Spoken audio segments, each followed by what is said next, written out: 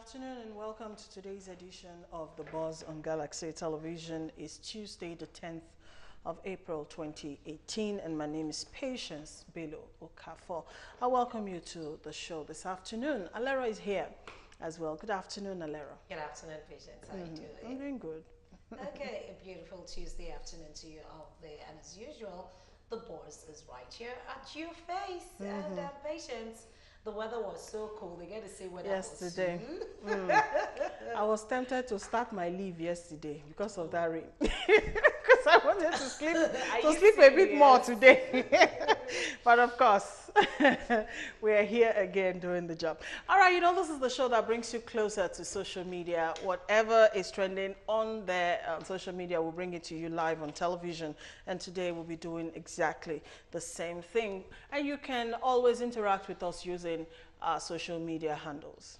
Yes, using the hashtag The Buzz on Facebook, www.facebook.com/Galaxy TV, and also on Twitter at official Galaxy TV, knowing that you could get and watch previous editions of the program via our YouTube channel, which is Galaxy TV Nigeria. That's right. So even if you miss watching the show, you can always head on to YouTube and get a recap.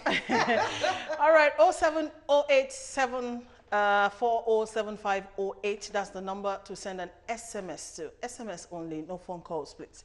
Our guest with us on the show this afternoon, it's more like journalists hanging out this afternoon because we are all journalists at the table.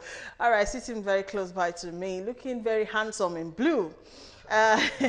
He's a journalist with Timeline Nigeria, which is an online publication, Mr. Yusuf Adeoye. Good afternoon, sir. Good afternoon. Thank you so much for coming on the show. You're welcome.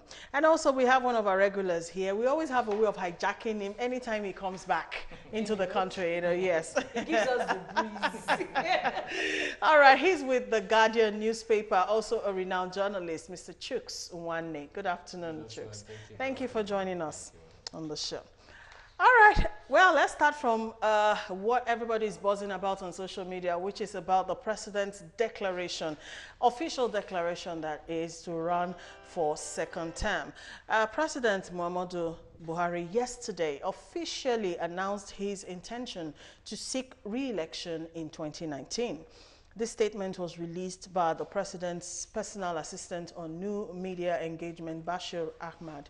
Before now, the 75-year-old President Buhari had left Nigerians guessing as to whether or not he would run for second term. Anyways, his loyalists, APC governors, as well as chieftains of the ruling APC all expressed their support for him to go for a second term. Now, we're going to bring you a footage saying all of that, and this footage is courtesy Oak TV. We'll take that and then we'll come back and talk.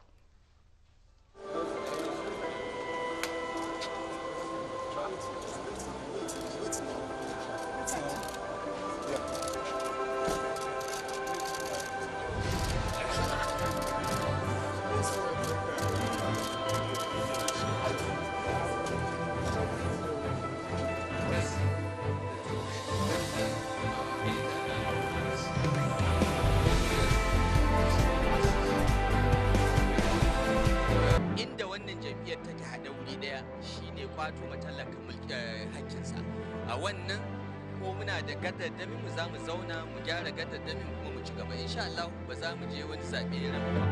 Additionally, presidents have the right of first refusal of the candidature of their party, so it's not something that is unusual or unwarranted or unconstitutional.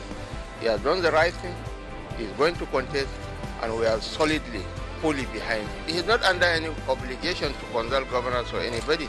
He has been under tremendous pressure to make that pronouncement.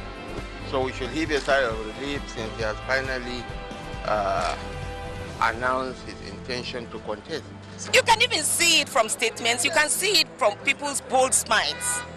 That sky knows, you know, is no bound to our joy today that Mr. President, our own president, has declared finally that he will be in the race.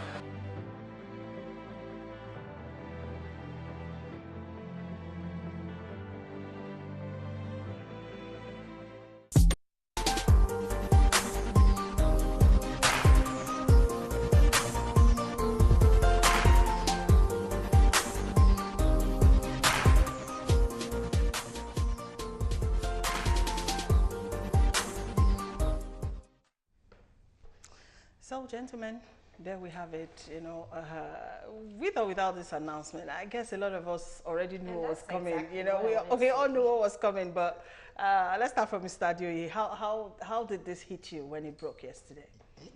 Of course, just like what you said now, it was not a hit of a sort. It is quite expected. Of course, all his full soldiers has been all are here doing what we expected of him. Okay. That somebody like the Minister of Communication, of course, just a couple of days ago, he was actually on air with Showore, just because of President Muhammadu Buhari. We already knew that he's going to declare, just that time and when is what we don't know. It is within his constitutional rights to vie for the second term. It is only Nigerians that will determine if we should vote or not vote for him. I think it is for anybody to think that President Buhari will not seek re-election, and the person must be living in the mud. For me, it is expected and no surprises. So Okay. I think. All right, Chuck, so you know the social media has a way of digging out stuff, if you know what I mean. I was going through when the news broke yesterday, and when Patience and I were busy rubbing minds together, something popped up, and that was an interview that the president granted about 4 years ago, or thereabout, and whereby he stated that he would only contest for one term due to his old age. And now this Here is we are. resurfacing Here we again. are. So, Chooks, what do we get to see here? You know, like my colleague here just said, the issue of Mr. President declaring to run for second term, for me, it's not news. It's normal. I don't think he's the oldest president in the world. I don't think so. I think it's within his constitutional right to seek re-election. For us Nigerians, what is left for us is to decide if this is the president We want to continue or not. And coming back to the exact question you asked about his decision 4 years ago to run for one term, is also something that got me thinking that why would he want to come back? Looking at his health situation even is enough for him to sit back and then probably look for someone younger, whatever support you can give. You To can push give his from the mandate, back. yes. But again, it comes back to a situation we had in after the death of Yaradua. You know, I'm from the southeast. Allow me this platform to exercise my being an Igbo man. And then one of the challenges we have today is that since after the Civil War, nobody from Southeast has become president of this country. And you see this whole issue of IPOB and agitations you have here and there is as a result of that. And then if not for what happened, the death of Yaradua, we would have had the Southeastern president by 2015. But Yaradua death and Jonathan insisting on continuing and even contesting in 2011 almost distorted that zoning arrangement. We are headed same direction. If the president had not declared to contest, we might be having a president who is going to spend another 8 years. Exactly. And my people are not ready to wait beyond To wait that long. 2023. Okay. So what does all of this say really for our politics? For me, politics is about give and For take. me, especially based on what you just said, for the Southeasterners, I think this is a good time for them. Perhaps not because I have a bit of support for Buhari also, but this is a good time for them to actually queue behind this president. Let's just see if perhaps the president will spend the last 4 years, the final 4 years, and based on what the APC have promised, that they are going to give their support to any Southeasterner presidency come 2023. So I think this is a good time for them, because if another Northern has actually got the ticket, apart from Buhari, the person will be spending 8 years. That is it. He won't spend 4 years and leave. Because anybody that comes in now, he won't be able to achieve much under 4 years. So the person wants to use. I get what you're saying, but that is sort of grating on my nerves somehow. If you know what I'm trying to say, yeah, I'm not receiving it very well. You know, it's not. If we have to pay allegiance, you know, to a particular sort of person just so that it favors a set of people, that doesn't sound right to me. You know, politics is always like that. It's about negotiations. It's about negotiation. Your voting is actually the last lap. All the negotiation will happen before. Now the negotiation now is that you have the issue of IPOB still hanging. And what are the IPOB people saying? Part of what they are saying is that we can't be part of this country and people from our own tribe cannot be president. And I've told people you cannot discuss restructuring. For me, restructuring chapter 1, page 1, item 1 is Igbo presidency. It's not negotiable. That's where it starts. Yes, because, see, I am not saying that it's only Igbo man that can fix Nigeria, but we need to get to that point where Nigerians understand that where you come from does not matter. Okay. And it can only happen when you allow the Igbo man, let him go there and see. Jonathan was there. Yes, before Jonathan, we are clamoring that Niger Delta have never produced people that produce oil, they've not had it. They had it for 6 years. What happened? Why you are not hearing noise from Niger Delta is that their son was there for 6 years, and they are seeing that. And it didn't, nothing changed. Nothing changed. So we have to go around for us to arrive at that. And then we'll now sit down and decide where we are headed. All right, and if we could remember and recall that on Friday, the governor of Kano State made a statement that if President Muhammadu Buhari doesn't contest, that APC will have to take him to courts if he doesn't recontest. You understand? So many dramas, like they all know. No, don't you get it? Because they're actually playing on the intelligence of the viewers and other Nigerians, you and I, because they know this thing that okay, this man is actually going to recontest, but they're waiting for him to say it. How many governors in Nigeria have gone for one term and said they won't do it? How many presidents? So it's become more like a norm. It's not. I don't know why we are. Yeah. If you want, if you don't want Buhari to be president of Nigeria, then you vote him out, and then I will tell you. My challenge is not about Buhari contesting for second term. My challenge, which is something disturbing me, we don't have a credible alternative. Okay, I get what you're saying. We don't even have a candidate to face him. All right, gentlemen, you know, when we started this conversation, you did say it's within the president's constitutional rights, you know, to contest for second term. Exactly. And we all know that. But let's look at it from the moral angle. You know, for a while now, I think the presidency should have been testing the pulse of the people. You know, a lot of groups in different quarters have been saying not too pleasant things, you know, about this present administration, which I think if we had a president who I want to believe is empathic, you know, towards, you know, the feelings of the people, would have taken that into consideration. Still on the issue of morality, do you think a second term is what Buhari should be offering the Nigerian populace at this time? Based on that, let me tell you, in fact, that is the more reason why he wanted to contest. Why? Is because he wanted to go with that mindset that he has failed. So he wanted to also redeem his image. To right the wrongs. To right the wrongs. You think Nigerians have that patience? He doesn't have it or not. He's still working within his constitutional rights. So if he wanted to rewrite that wrongs, he wanted you to go with that mindset that he has failed Nigerians. So even the first time of President Obasanjo was somewhat like this. But during the second time, he actually performed a bit. So PNB also wanted to do some things. Now that after he had left the government, people remind him for some goods, not only just for the wrongs that people have been seeing all around. He wanted to rewrite some wrongs before he leaves the seat. I think my take is that the first question should be, is there morality in politics? Let's even start there. Because the question you ask is it morally right? What is morally right that the politician has ever done in Nigeria? So the point, my own concern is that this is a president who obviously is not feeling so strong. Exactly. But by the time he rules again in 4 years, we're looking at maybe an 80-year-old or 81-year-old man. So the point is that I want to believe that he actually thought it through. because it dragged for too long. He thought it through. Before he took that decision.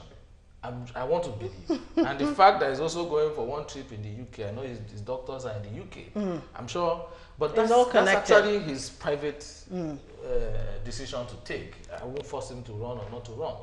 But the question I keep asking is, who else wants to compete for Nigerian presidency? The alternative. Because I warned people, I said, the danger of this government is that the APC has become both the ruling party and the opposition. So what has happened is that they have created a lot of problems within the party. And it takes 1 meeting or 2 meetings to resolve it. And then whether me and you like it or not, it doesn't matter. They have moved on. Why? Within the APC, different blocks that formed APC, somehow they have something to hold. So it's about, we have to be in power. The CPC block, they're having the president. The ACM block has a vice president and the key minister of all those key ministries. The new PDP. The new PDP had the Senate and the National Assembly in general. So what happened is that anytime you have issues, they always find a way to resolve. Why? They are all holding to some key positions in government. What is the opposition doing? We don't have opposition in Nigeria. That's the problem. Buhari is not your problem. And I tell people, you can accuse Buhari. I know he has not performed exactly the magic that people wanted him to perform. And the question I asked those who threw those questions to me, I said, if Nigeria was all fine, why do you need a magician? It just tells you that the country was messed up. That's why you're looking for a magician. But the point is, I think we, the people, need to give the man a chance. The truth, and nothing but the truth, is that from day one, a lot of us wanted this government to fail. And how so? Yeah, we just don't want him to succeed. So why do you say that? People want to prove themselves. I think Nigerians... The opposition. No, maybe it's the right to the opposition. See, not the majority of Nigerians. If you say we don't want, we know the campaign that brought him in. Nobody knew he was going to win. A lot of things were said about he's going to die. 1 week he's dying. It was carried in front page of national newspapers. But that is the usual propaganda that goes with politics. People who spent money to do that propaganda wanted to prove the point that they knew what they were saying. So he has to fail to prove them right. If he succeeds, then they are not saying the right thing. So somehow the man has imagine when they say, oh, he did not visit Benue. Why didn't he visit Benue? The man visited Benue. You turn around and say, oh, he's turning into politics. Buhari has been bending for Nigerians. He has several. Do you actually think yes, so? I can tell you, he has been bending. When he came in, he was asked to sack all the service chiefs. Sack them. They were appointed by PDP. He said, no, they are here. I don't need to appoint them to work. If they are not doing well, I'll sack them. He inherited the service chiefs appointed by PDP government. No government will do that. Nobody will do it in Nigeria. No president will use a service appointed by the previous, not even previous, but another political party. I get what you mean. But we need to also bend. I get what you mean, Chus, but I beg to differ on the point you raised that Nigerians wanted this administration to fail from the beginning. I don't agree with that because I think President Muhammadu Buhari is perhaps the only civilian president that Nigerians have given, like all the support to. Everybody believed in his mandate and gave him that support. It was when things did not start to work out that Nigerians started bringing out the pointing out the flaws. It is not when things got wrong. From the day one, like he said, the opposition did not want it right. They don't want him to get it right. Isn't that why they are the opposition? No. Even when PDP was in power, APC too. No. That's not the way to opposition. I know that, but that is how opposition is done in Nigeria. You know what I mean? You have to be constructive. So we are now agreeing that there was this thing that he should not survive. Yes, of course. You don't take a party from power after 16 years and expect to have a smooth ride. I think what happened is that along the line, Nigerians got carried away by some of the things being said by the opposition. The first time the president got in there, he said, I met an empty treasury. And people say, how can you say you met an empty? The man is telling you what he saw. And I told people, I said, in March, check your use of Google, check it. March 2015. No, it was May.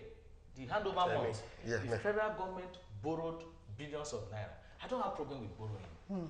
But what did they use it to do? They borrowed billions of naira to pay salaries and fund budget. If as at the month you are leaving office, you are borrowing to pay salary, sister, you are broke. We are here today because there is a TSA that forced every government money kobo to enter one purse. If not, it would have been worse. Oil was down to 38. Crude was 38. But we sold 120 in the past administration. So it was a crisis situation.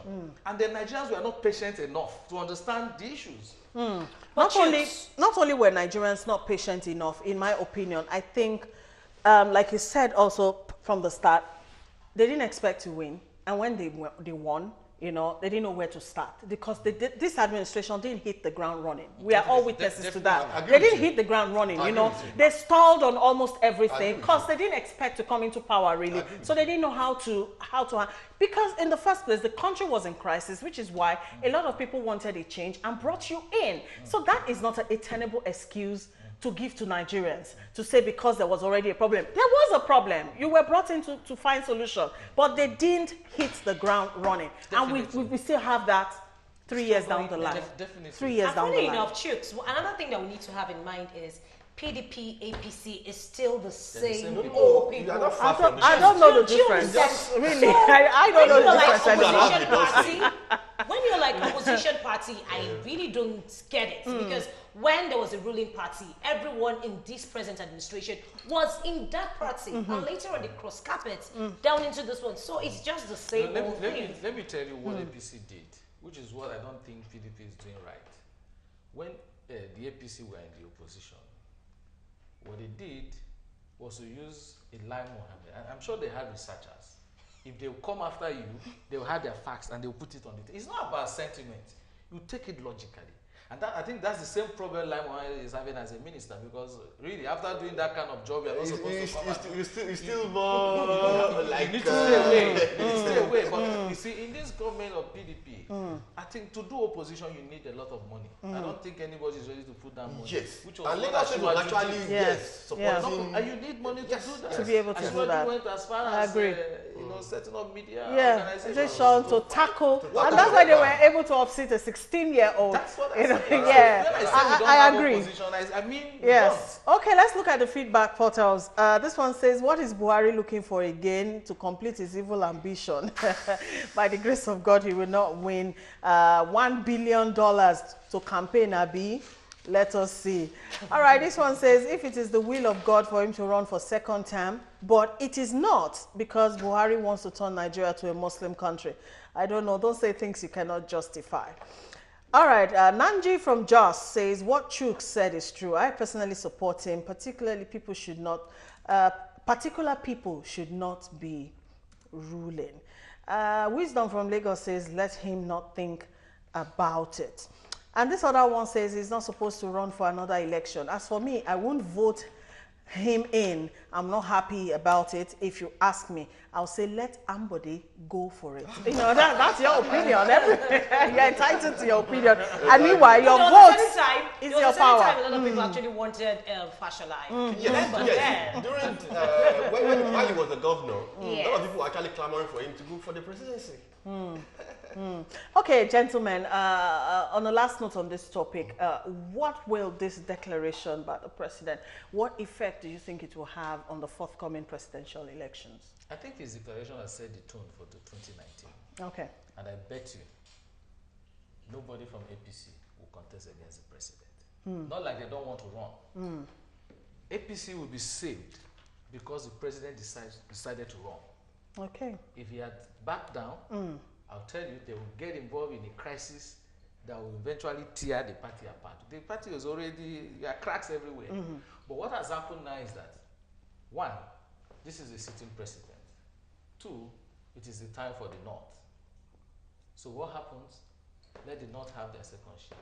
Then everybody stays back. Assuming the president said he's not going to run, we would have had more crisis than we have. Watch out, APC everything will be calm right now because it's clear. I remember people forgot that during the PDP time, it was the same thing. When Jonathan wanted to run, and some people were against it. In fact, they went as far as printing only one form.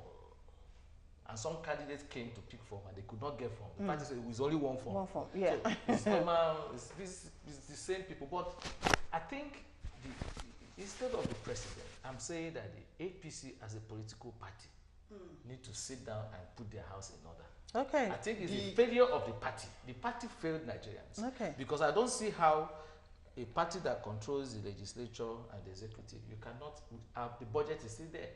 We've not even passed 2018 budget. We have a lot of things hanging. How did we arrive at that? This is supposed to be one political party. I never wanted Ambode to be governor in Lagos. But on the second thought, you look at it that, okay, the first time we will have the president and Lagos the same party. I was okay, let's have that smooth running of Lagos. Because Lagos actually is not supposed to be a state. But what happened? Then you begin to have Ambode and Fashion. So you don't understand what exactly is happening in the APC. Okay. For me, I think it has sent the signal to the opposition that then they need to do more, because they knew that Buhari popularity, either they like it or not, forget it, it's still very, very big in the north. So they need to put their hands together. They need to, of course, I think since that yesterday now, some of the people they're actually looking up to actually contest against him, the likes of Atiku, Lamido, they're actually bringing their hands together, trying to form alliance with other parties, because that is the only way. That's the only way. They can only even just go a bit closer to defeating Buhari. You have to form alliance, a big alliance, and also try to demonize his name again, just like they did in 2015. That is the only way they can do it. Try to form alliance with other parties, Accord, Labour, and other stuff. But without that, I don't think any other party stand any bit of chance in coming close to Buhari. But don't you think this more or less like discouraging to a lot of young Nigerians that want to believe in the system of democracy in which we practice? I was here the last time, and I said one thing. I said the young people should be preparing for 2023. 2019 is a done deal. And then when you want to plan, you have time to plan. Exactly. It's not planned. Wow. Let us not go into what we are not ready for. But okay. We can use this to, those of them who are contesting can use this to test the as testing, but yes. 2023, I get what you mean. Continue. Okay. And then to add, finally, give me that 1 minute. What Buhari did that people don't know is that this is one president that found a way to put all the governors very close to him. Either from APC or PDP. And that's why it's become difficult to fund the opposition. Because some of the opposition PDP governments are actually they're actually supporting him. Okay. Yes. All right. Lastly, Michael from Edo State says President Buhari has the constitutional right to contest for second term. Age is just a number. But this country, Nigeria, needs somebody like Buhari to save us from looters. Let's give him a chance. All right, having said that, let's move on to our second topic of the day. Last week, Thursday, in Offa, Kwara State, a very unfortunate incident happened where robbers actually broke into 5 banks, including Union Bank, Eco Bank, Guarantee Trust Bank, First Bank, and Zenith Bank, and Ibolo Microfinance Bank. And in the wake of the robbery, they left behind lots of dead bodies, including 9 police officers. They said they shot at the bodies with bullets and targeted the heads of the victims. The operation is said to have lasted for about 1 hour, and the robbers scattered away millions of naira. Let's see that footage. We'll come back and we'll talk. Indeed, a well-planned robbery operation. The Daredevil armed robbers started their operation at the Divisional Police Headquarters of Offa, where they instantly killed 16 persons, 8 policemen and 8 civilians. And simultaneously, the men of the underworld raided the 5 commercial banks along the popular Owode Road in Offa. The robbers were said to be ruthless in their operation as they shot those at the banks without batting an eyelid. Bullet holes and blood stains were left behind by the robbers. It was more than the last one we experienced. It was devastating. They brought one of the bank staff from Stockholm, and they brought him to his car, and he was shot there. They were ruthless. They were shooting everybody in the head, you know. 21 corpses were taken to the hospital, while 9 on danger list were referred to the General Hospital in Ilorin. At this private hospital, where one of those who sustained bullet wounds is receiving treatment, 3 deaths have been recorded. We had about 4 cases in which 2 were brought in dead. on arrival, they are confirmed dead, so we had to send them back. We had one that was brought in, he was severely injured, and he was shot at the head, and the bleeding could not be controlled. He also died, but we have one presently in which we had a surgery carried on him, and is presently recovering. He works for the local government, so he normally pays salary to the Olofas Palace staffs, traditional council. He normally pays salary to them. So when he paid them the salary yesterday, the balance that was left, he wanted to take it to the bank. While he was in the bank that the incident happened, so he was shot. Some dead persons were also said to have been buried, and residents want security of the town to be tightened. But if they have such an equipment, armored personnel carrier, they could repress such a thing. It happened in Ikirun. They dismobilized the armored personnel carrier in Ikirun, and that of Iraqiji, the next local government came to rescue them. We are calling up people of like minds, even not only blood, anything they can do to forestall the reoccurrence and even to help those people that are touched by yesterday's activities.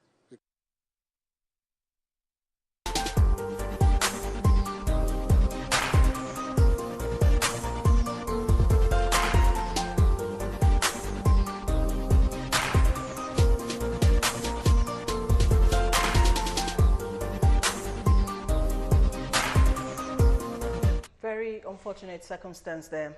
But once again, this calls to mind, the security challenge we have in this country. Mr. Dioye, I mean, how did you react to this issue of, this daredevil armed robbers and everything they left behind?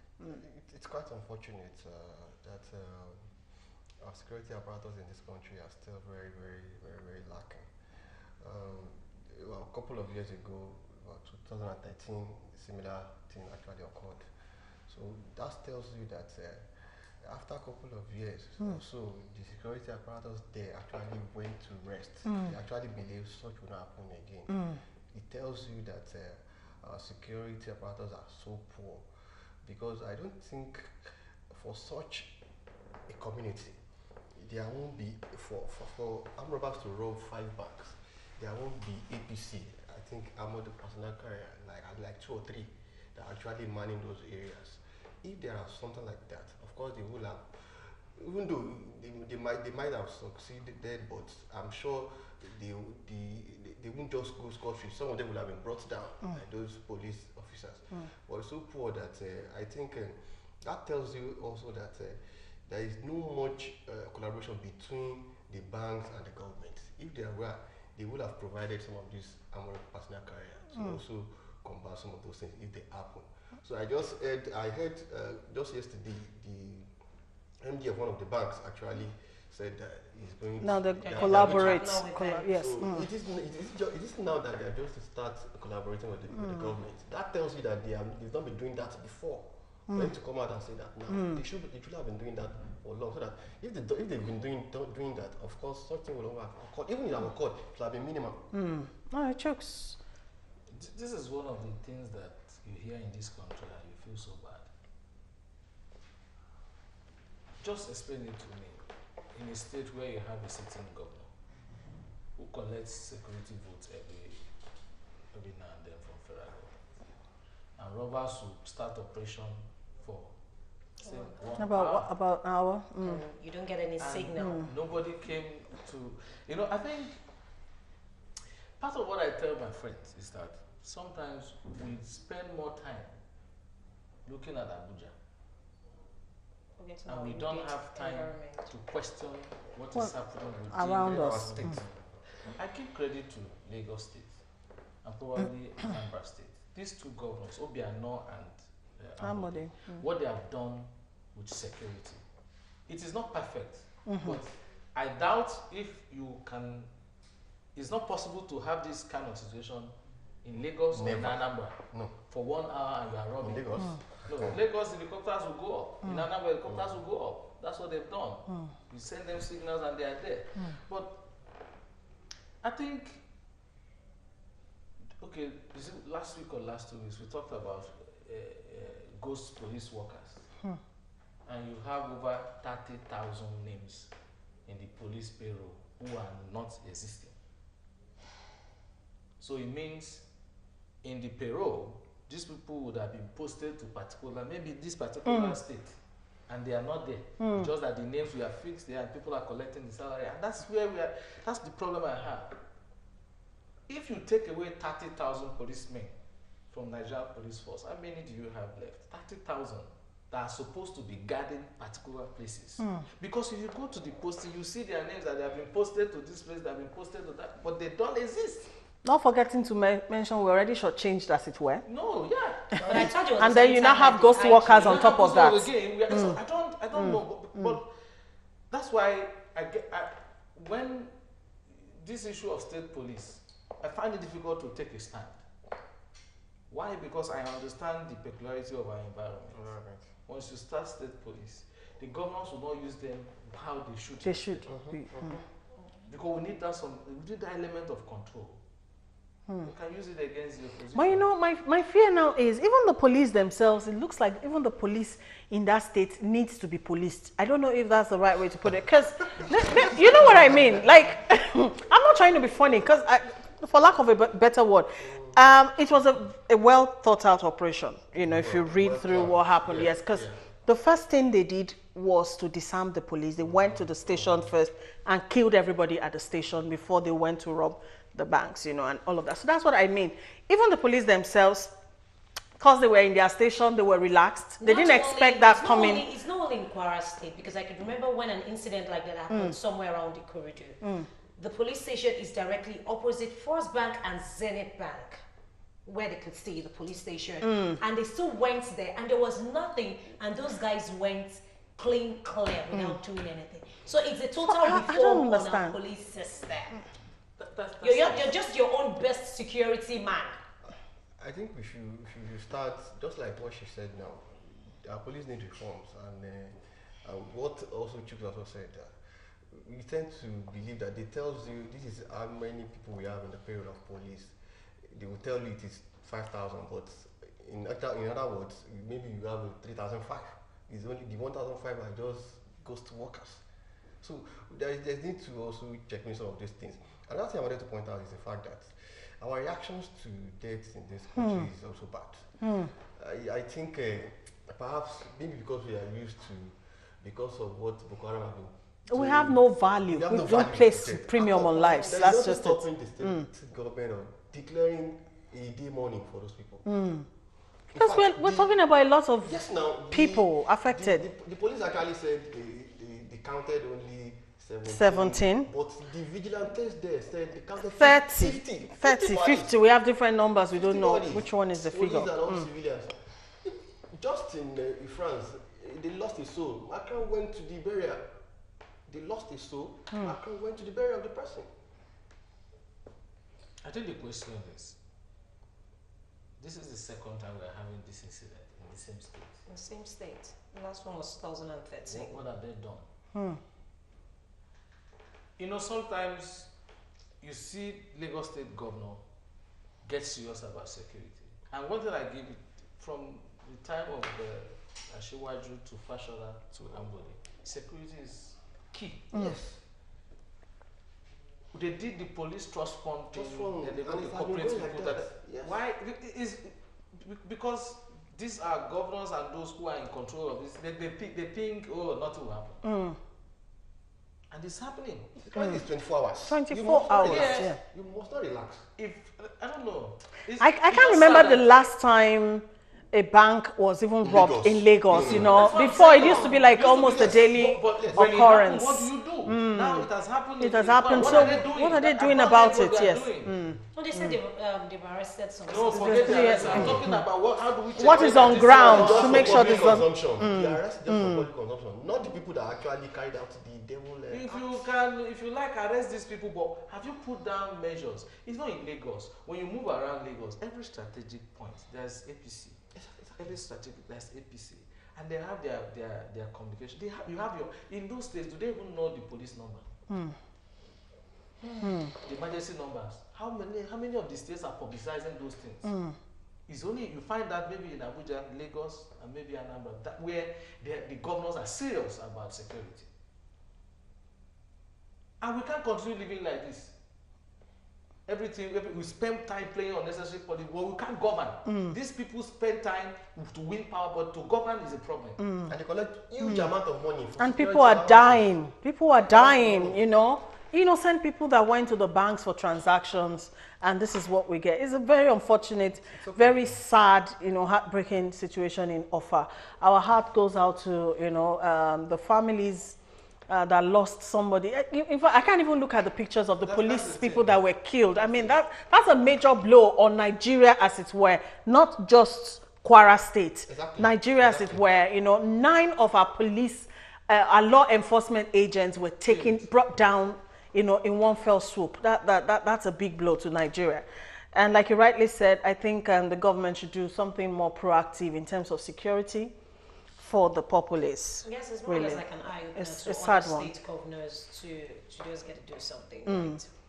All right, gentlemen, let's move on to perhaps our last topic for the day, and is on the $1 billion arms fund. The Minister of Defense, Mansour Dan Ali, told State House reporters last week Wednesday, after the president met with security chiefs, that the president has approved $1 billion and the money is supposed to be taken from the excess crude account for military equipment purchase to fight insecurity. Of course, the report of the approval, of course, has been gathering some criticisms from individuals and groups who hold the view that the president cannot approve the procurement without the input of the National Assembly. Now, we all know that the Senate President, Bukola Saraki, has condemned this approval. First of all, because the lawmakers were not carried along, they received the news just the same way the ordinary citizens will receive the news, which is not proper. So let's talk about due process in all of this, according to the Constitution, because you are my senior learned colleagues, so maybe you know more than me. Do you approve something like this first before you communicate the decision to the lawmakers? How is it done? For me, I think perhaps maybe it's actually the Minister of Defense that actually did not made the right statement. Didn't understand. Yeah. Okay. I think what the president did, to the best of my knowledge, is not actually approved. It's actually just making the statement that social amount is going to be used for fighting around getting security gadgets also. So, but for me, the normal thing to do is for the National Assembly to actually approve the money before it's being disbursed, or perhaps before the final approval by the president before it's being disbursed. So I think it is normal, and that's the constitution. It has to pass through the National Assembly. That is their work before the final approval. Okay. All right, Chicks, if we could remember, before the last elections, a year before, it was this same story that was in the news. And now here we are again. President Goodluck Jonathan. Yes, that was during President Goodluck Jonathan's regime. And now here we are. The same period. The same arms fund. And are we going to have another gate? Another gate. There are some things you hear in this country. You begin to think, what kind of people are we? But let me paint a picture for you. The issue of these arms that was approved, the money for arms approved in 2015, two things must have happened. It's either we got the money and we did not buy arms, or we got the money and we bought arms, and then somebody else wants to declare another money to buy more arms. The way you did your own time. So let's do it now to, yes. But I want to believe that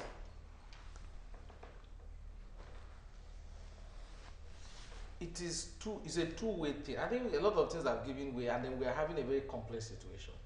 The first thing to come to mind is that they want this money for election.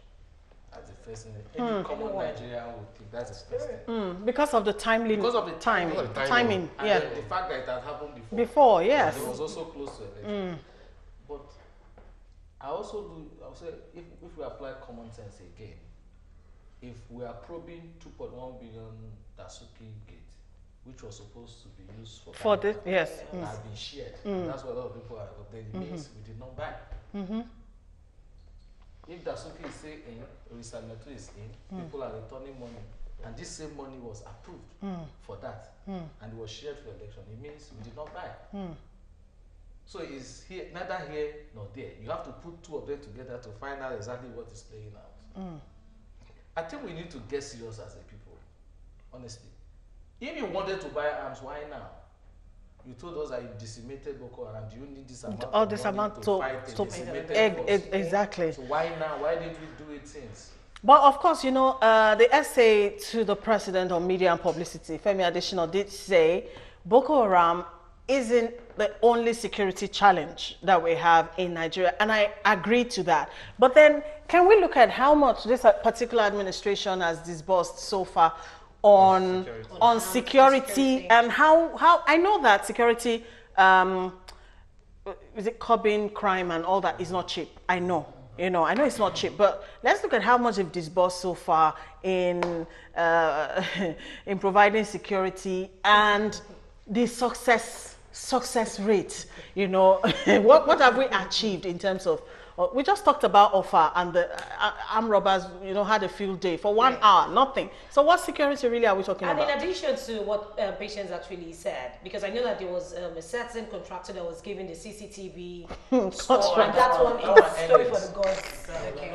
Oh, wow. Oh, I think what we should be doing now is for Nigerians to actually be very, very vigilant about how this government is going to, if perhaps at the end the money got approval, the government are going to spend the money, because what they said is that the money will be used to purchase military equipment. And getting military equipment are not cheap at all. We know that. And for you to also know that our security apparatus has also been kind of stretched. They have been overstretched in the last couple of years, because some of those places, like just for example, the army are actually doing some things in that Sambisa now, like building one of their in Sambisa.